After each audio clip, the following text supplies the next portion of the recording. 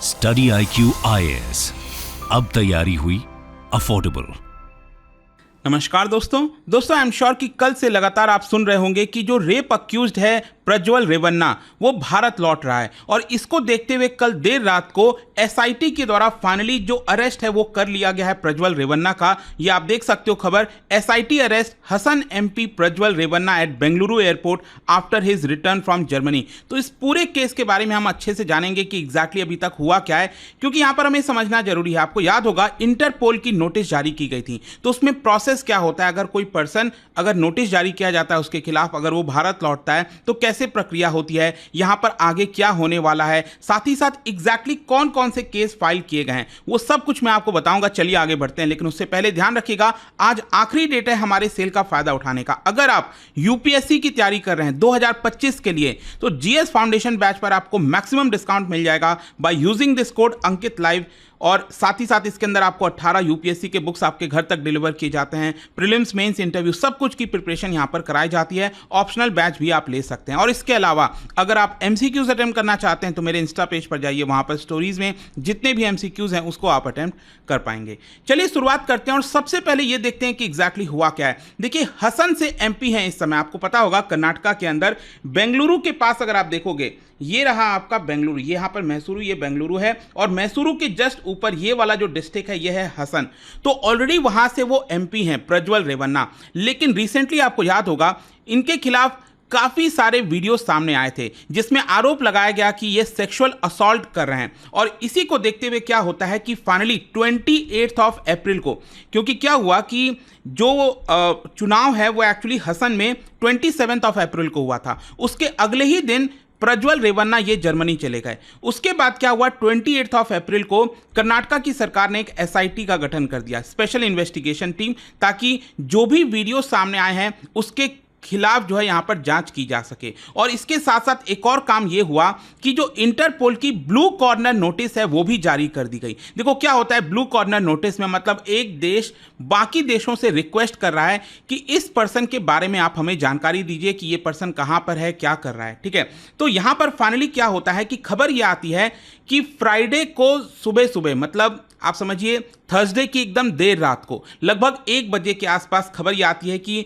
प्रज्वल रेवन्ना भारत में लैंड करेगा, बेंगलुरु एयरपोर्ट पर लैंड करेगा। इसी को देखते हुए यहाँ पर Karnataka police, special investigation team, Bengaluru police और इमिग्रेशन अथॉरिटीज ये सतर्क हो जाते हैं और पूरी प्रिपरेशन कर लेते हैं इनको अरेस्ट करने के लिए। अब आप देख सकते हो यहाँ पर एक्चुअली प्रोसेस क्या होता है। मान लो किसी के खिलाफ अगर इंटरपोल की नोटिस जारी की गई है, तो जब वो पर्सन आता है, लैंड करता है मान लो भारत में, तो सबसे पहले जो इमिग्रेशन अथॉरिटीज हैं वो अरेस्ट करती हैं उस पर्सन को, ताकि जो लुकआउट सर्कुलर जारी किया गया है उसको पूरा किया जा सके।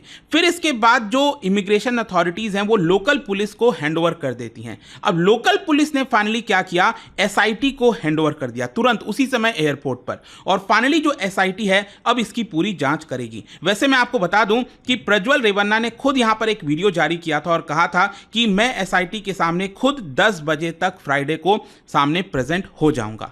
खैर यहां पर मैं आपको एक और चीज बता दूं कि प्रज्वल रेवन्ना की जो हम बात कर रहे हैं तो वो HD देवगौड़ा, जो देश के फॉर्मर प्राइम मिनिस्टर हैं, इनके ग्रैंडसन हैं। आपको पता ही होगा कि HD देवगौड़ा अगर आप देखोगे तो इनके एक जो बेटे हैं HD कुमारस्वामी, इनके बेटे नहीं है प्रज्वल रेवन्ना। बेसिकली HD देवगौड़ा के एक और बेटे हैं HD प्रेवन्ना, ये आप देख सकते हो, और इनके बेटे हैं प्रज्वल रेवन्ना। ठीक है, तो ये आपको ध्यान में रखना है। तो HD देवगौड़ा के ऊपर भी काफी प्रेशर था। और देखिए उन्होंने यहां पर एक ट्वीट जारी किया था जिसमें कहा कि मैंने एक वार्निंग जारी किया है प्रज्वल रेवन्ना को, और साफ साफ कहा है कि इमीडिएट बेसिस पर उसको भारत में आना चाहिए और जो भी लीगल प्रोसेस है उसको फॉलो करना चाहिए। He should not test my patience any further, ऐसा वार्निंग दिया गया था HD देवगौड़ा साहब के द्वारा। खैर यहां पर एक और चीज आप देख सकते हो, जब प्रज्वल रेवन्ना भारत आ रहा था उसके जस्ट पहले उसने एक वीडियो जारी किया। उस वीडियो में वो अपने पेरेंट्स से भी माफी मांगता है और कहता है कि मैं अपने पेरेंट्स से माफी मांगता हूं, आई वॉज इन डिप्रेशन, क्योंकि जो भी अटैक मेरे पर किए जा रहे हैं इसकी वजह से मैं डिप्रेशन में हूं।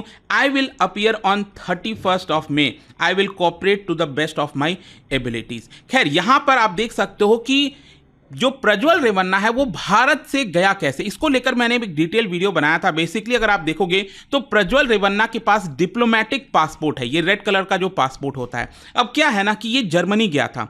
अब इससे ध्यान में आता है 2011 का एक एग्रीमेंट। भारत और जर्मनी में एक एग्रीमेंट हो रखा है कि अगर कोई पर्सन डिप्लोमेटिक पासपोर्ट से मान लो भारत से जर्मनी जाता है तो उसको वीजा लेने की आवश्यकता नहीं है टिल 90 डेज, मतलब 90 दिन तक वो जर्मनी में बिना वीजा के जा सकता है। तो ये एग्रीमेंट ऑलरेडी भारत और जर्मनी के बीच में हुआ था, जिसके तहत प्रज्वल रेवन्ना बिना वीजा लिए भारत से चला गया। वैसे मैं आपको बता दूं कि अगर कोई डिप्लोमेटिक पासपोर्ट से ट्रैवल करता है तो उसको पॉलिटिकल क्लियरेंस भी लेना होता है सेंट्रल गवर्नमेंट से, लेकिन इस बार सेंट्रल गवर्नमेंट ने कहा कि हमसे कोई भी पॉलिटिकल क्लियरेंस यहां पर नहीं लिया गया था। अब क्वेश्चन यहां पर यह है कि आखिरकार प्रज्वल रेवन्ना के खिलाफ केस क्या है। तो बेसिकली क्या था कि 27 अप्रैल के जस्ट पहले अगर आप देखोगे तो बहुत सारे वीडियोस, इनफैक्ट कहे तो ये भी जा रहे थे कि जो हार्ड डिस्क वगैरह प्राप्त हुई है उसके अंदर 3000 से ज्यादा महिला हैं, उन्होंने अपना बयान दिया है, कई सारे महिलाओं के खिलाफ सेक्सुअल असॉल्ट किया गया है, ये सारी चीजें हो रही थी। और इसी को देखते हुए 28 अप्रैल को एसआईटी का गठन किया गया था। और यहां पर आप देख सकते हो बेसिकली बताया जा रहा है कि टोटल 3 केस दर्ज किए गए हैं प्रज्वल रेवन्ना के खिलाफ। अब क्वेश्चन ये है कि ये 3 केस कौन कौन से हैं। देखो, सबसे पहला केस जो है वो दर्ज किया गया था 28 अप्रैल को, जब यहां पर बताया गया कि उनके घर में जो मेड होती है, जो काम करने वाली मेड होती है करीब 47 ईयर्स की, उसने यहां पर डायरेक्ट आरोप लगाया है सेक्सुअल असॉल्ट और एक्सप्लॉयटेशन का। यहां पर मैं बता दूं कि इसमें जो सबसे अहम आरोपी है वो प्रज्वल रेवन्ना के जो पिता हैं एचडी रेवन्ना,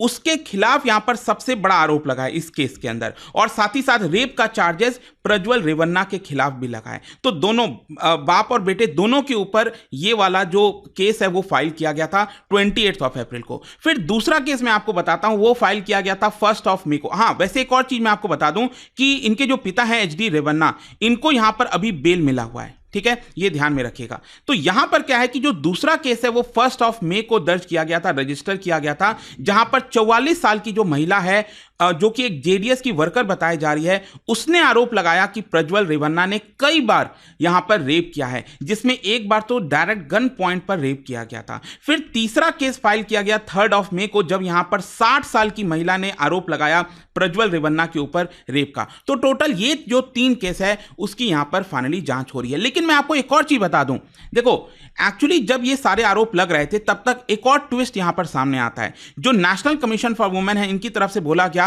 कि बहुत सारी महिलाओं को फोर्स किया गया था प्रज्वल रेवन्ना के खिलाफ बोलने के लिए, उनके ऊपर आरोप लगाने के लिए। देखो, अब ये सारी चीजें तो क्या है फाइनली इन्वेस्टिगेशन में पता चलेंगी, जब कोर्ट फैसला सुनाएगी तब होगा। लेकिन अब क्वेश्चन यहां पर यह है कि आगे क्या होगा। देखो, अभी के लिए प्रज्वल रेवन्ना को रात को अरेस्ट कर लिया गया लगभग 1-2 बजे के आसपास। फिर क्या है कि 24 घंटे के अंदर अंदर मजिस्ट्रेट के सामने पेश करना होता है। सबसे पहले क्या होगा, मेडिकल टेस्ट कराया जाएगा और मजिस्ट्रेट के सामने पेश किया जाएगा। अब देखो, यहां पर मजिस्ट्रेट के सामने पेश करने पर अब डिपेंड करेगा कि क्या यहां पर एसआईटी को कस्टडी दी जाती कि नहीं, क्योंकि एसआईटी कहेगी ना मजिस्ट्रेट से कि हमें कस्टडी चाहिए प्रज्वल रेवन्ना की, ताकि हम इसकी फर्दर जांच कर सकें। लेकिन साथ ही साथ यहां पर बेल पिटीशन भी फाइल किया गया है उनकी मां की तरफ, जो प्रज्वल रेवन्ना की मां है भवानी रेवन्ना, उन्होंने भी यहां पर बेल के लिए अप्लाई किया था। खुद प्रज्वल रेवन्ना ने भी बेल के लिए अप्लाई किया था। वो देखना होगा उसमें क्या होता है। लेकिन मैं आपको बता दूं कि जो प्राइमरी एविडेंस है इस पूरे केस में वो है तीनों महिलाओं का जो स्टेटमेंट है वो। तो एसआईटी ने तीनों महिलाओं का जो स्टेटमेंट है वो ऑलरेडी कलेक्ट कर लिया है, लेकिन साथ ही साथ सेकेंडरी एविडेंस को भी कलेक्ट किया है। बताया जा रहा है कि एसआईटी ने यहां पर जो लोकेशंस वगैरह हैं उसको वेरीफाई किया है, क्योंकि वीडियोस में जहां जहां पर शूट किया गया है उसका लोकेशंस वेरीफाई किया है। साथ ही साथ यहां पर जो फिजिकल एट्रीब्यूट्स हैं, मतलब उस वीडियो के अंदर जो लोगों के साउंड्स आ रहे हैं, उन लोगों का पूरा जांच करना, देखना कहां से क्या हो रहा है, वो सब कुछ किया गया। फिर इसके अलावा जो टेक्निकल डेटा है वो भी पुलिस ने कलेक्ट किया है, जैसे सेल फोन का जो टावर लोकेशन इंफॉर्मेशन हो गया, अक्यूज्ड और विक्टिम दोनों का, वो भी किया गया है। साथ ही साथ यहां पर जो डजन्स ऑफ विटनेस हैं इस पूरे मामले में, उनके भी स्टेटमेंट्स को रिकॉर्ड किया गया है। इसके अलावा भी बताया गया कि पिछले हफ्ते वेडनेसडे को यहां पर एसआईटी ने कई सारे जो बाकी के सबूत हैं, जैसे जो प्रज्वल रेवन्ना के क्वार्टर पर जो बेड है, कॉट्स है, फर्नीचर है, उसको भी कलेक्ट कर लिया है। और अब क्या होगा कि प्रज्वल रेवन्ना का जो वॉइस सैंपल सैंपल्स वगैरह हैं उसको कलेक्ट किया जाएगा, उससे मैच कराने की कोशिश की जाएगी, फिर डीएनए वगैरह भी कलेक्ट किया जा सकता है। तो इस तरह की पूरे इन्वेस्टिगेशन अब चलेगा। अब देखते हैं इसको लेकर आगे क्या होता है, लेकिन आई होप कि इस वीडियो के माध्यम से आपको एकदम अच्छे से सब कुछ समझ में आ गया होगा कि एग्जैक्टली अब हो क्या रहा है। और प्रज्वल रेवन्ना आ गए हैं, ये एक अच्छी बात है, और यहां पर सही तरीके से इस पूरे मामले की जांच होनी चाहिए। अगर प्रज्वल रेवन्ना ने कोई भी ये गलत काम किया है और इतने सारे यहां पर चार्जेस लगे हैं तो डेफिनेटली कड़ी से कड़ी सजा होनी चाहिए। खैर, जाने से पहले एक इंटरेस्टिंग क्वेश्चन यहां पर आपको बताना है, नई चेतना कैंपेन जो कि सेंट्रल गवर्नमेंट के द्वारा लॉन्च किया गया था, ये किस चीज से रिलेटेड है। यहां पर 4 ऑप्शन है, इसका राइट आंसर आप सबको पता है, मेरे इंस्टाग्राम पर तो मिलेगा ही, वहां पर अगर आप नहीं हो कोई बात नहीं, टेलीग्राम से ले सकते हैं इसका सही उत्तर। मैं कई सारे जो एमसीक्यूज हैं वो यहां पर स्टोरीज में डालता रहता हूं। अगर आपको पीडीएफ चाहिए तो टेलीग्राम पर आइए, अलग अलग सोशल मीडिया पर आप जुड़ पाओगे। और जैसा मैंने आपको बताया, अगर आप यूपीएससी की तैयारी कर रहे हैं, कोई भी बैच चाहते हैं, you can simply use this code Ankit live to get maximum discount. And I hope कि वीडियो आपको पसंद आया होगा। मिलता हूं आपसे next time. Till then, thank you very much, see you soon. Study IQ IAS, अब तैयारी हुई अफोर्डेबल।